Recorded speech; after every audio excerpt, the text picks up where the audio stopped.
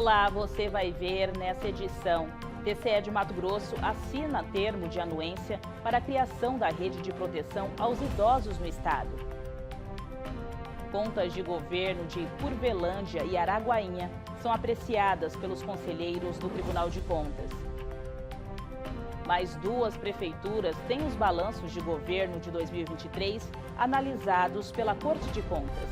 Os detalhes agora no TCE Notícias.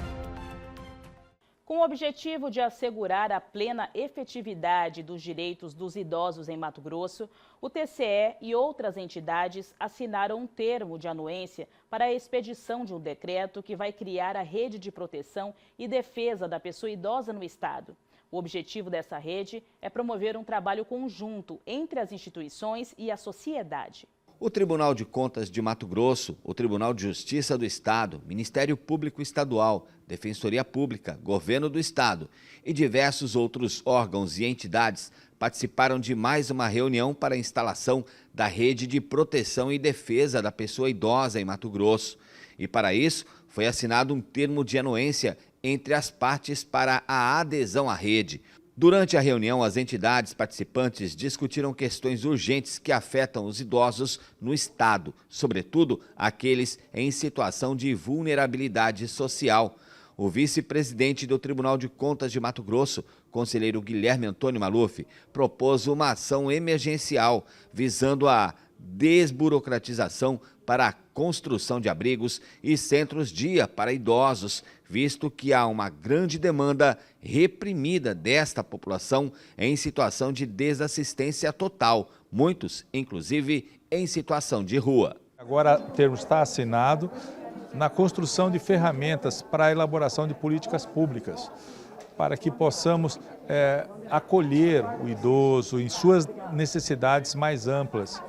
Desde a implantação das instituições de permanência de longo prazo, a participação dessas avaliações nas contas de governo, o TCE vai procurar implementar isso, na liberação das licitações para que isso possa ser implantado com mais facilidade. Nós não temos abrigos públicos, não temos centro de convivências, não temos políticas públicas. Os nossos idosos, de uma maneira geral, estão abandonados, quando não trancafiados na sua casa, enquanto seus filhos estão trabalhando.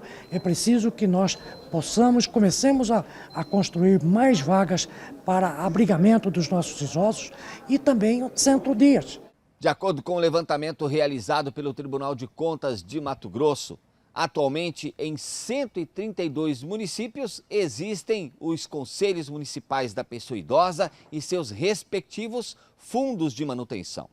Mas em 44 destes municípios não foram registradas nenhuma atividade ou movimentação em 2024. Em outros 9 municípios do estado não existe sequer a lei que cria e institui o Conselho do Idoso e o Fundo de Amparo. Situação que o Tribunal de Contas de Mato Grosso, o Tribunal de Justiça e o Ministério Público querem resolver ainda este ano. O Tribunal de Contas está sendo hoje parceiro dessas instituições para que nós possamos ter políticas públicas direcionadas ao idoso. Parecer prévio favorável à aprovação. Esse foi o resultado da apreciação dos conselheiros do TCE de Mato Grosso referente às contas de governo de Curvelândia e Araguainha. Veja como foi. Na análise das contas de governo da Prefeitura de Curvelândia, o conselheiro relator Guilherme Antônio Maluf ressaltou o cumprimento dos limites legais e constitucionais referentes à educação, saúde, gastos com o pessoal, repasse ao Poder Legislativo, além de disponibilidade de recursos para compromissos a curto prazo, além de outros pontos positivos. O resultado da execução orçamentária demonstrou um resultado superavitário de 6 milhões de reais. Comparando exclusivamente o total da receita arrecadada, 33,8, e a despesa realizada, 31,3, sem a compensação de créditos adicionais, apresenta-se um superávit de 2,4 milhões. O balanço ainda registrou excesso de arrecadação e economia orçamentária.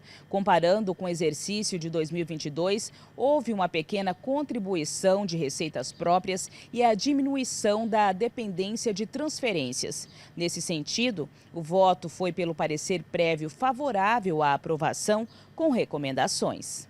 Na mesma sessão plenária, os conselheiros apreciaram o balanço de 2023 da Prefeitura de Araguainha. Em relação aos limites constitucionais, foram aplicados o equivalente a 16,84% na área da saúde e 26,66% na manutenção e desenvolvimento do ensino. O gestor cumpriu os limites constitucionais e legais em saúde, educação, Fundeb, despesa com pessoal, bem como os limites de endividamento fixados pela resolução do Senado Federal. Por isso, o voto foi pelo parecer prévio favorável à aprovação. Mais 2 prefeituras tiveram os balanços de 2023 apreciados pelo plenário da Corte de Contas. Acompanhe na reportagem. Ambas as contas tiveram como relator o conselheiro Walter Albano. No que se refere às contas do governo do exercício de 2023 de Confresa, o relator pontuou tecnicamente a correta aplicação de recursos públicos à economia obtida pelo gestor, quando comparadas as despesas autorizadas com as efetivamente realizadas. Na comparação das receitas realizadas com as autorizadas, constata-se uma economia orçamentária de 31,9% e na execução orçamentária o resultado superavitário de 3,83 milhões. O resultado financeiro foi da ordem de 6,82 milhões e o que mostra uma suficiência financeira de R$ 1,48 para cada um de obrigações de curto prazo. Foram apontadas algumas irregularidades. O gestor apresentou defesa e sanou essas inconsistências, obtendo assim o parecer favorável do relator, que foi acompanhado pelos demais conselheiros no plenário do TCE. Na pauta seguinte, a apreciação das contas do município de São José do Xingu. O relator destacou na apreciação o superávit obtido pelo gestor e a manutenção dos índices da dívida ativa e da recuperação de receitas, garantindo a saúde financeira ao município. E na execução orçamentária, um superávit de 1,28 milhão de reais. O superávit financeiro de 9,72 milhões, evidenciando suficiência de R$ 1,91 para cada um de obrigações de curto prazo. A dívida ativa aumentou o seu estoque em 4,92% e a recuperação foi 4,91%, praticamente igual. Irregularidades de execução orçamentária foram observadas no relatório da auditoria. Diante das alegações do gestor na defesa e no saneamento das falhas apontadas e o atendimento às recomendações, o plenário seguiu o voto do relator do processo pelo parecer favorável às contas de São José do Xingu, exercício 2023. Agora, falando da sessão virtual do TCE de Mato Grosso, os conselheiros iniciaram a apreciação de 75 processos. Publicada no Diário Oficial de Contas, a pauta prevê a avaliação de contas anuais de gestão, representação de natureza externa, homologação de tutela provisória de urgência, recursos e pedidos de prorrogação à lei de pensões. Com prazo de 1 semana, a sessão do plenário virtual se estende até sexta-feira, dia 18. Este é o período para que os conselheiros e procuradores de contas emitam relatórios, pareceres e julguem os autos. Os documentos referentes aos processos são liberados no portal do TCE-MT na abertura da sessão, tanto para os envolvidos quanto para a sociedade, inclusive com os votos dos conselheiros.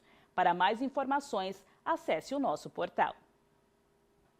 Essa edição do TCE Notícias fica por aqui. Para saber mais sobre o que acontece no Tribunal de Contas de Mato Grosso, basta acessar o endereço tce.mt.gov.br e também pela TV Contas, canal 30.2 ou pelo nosso canal no YouTube, em TCE Mato Grosso.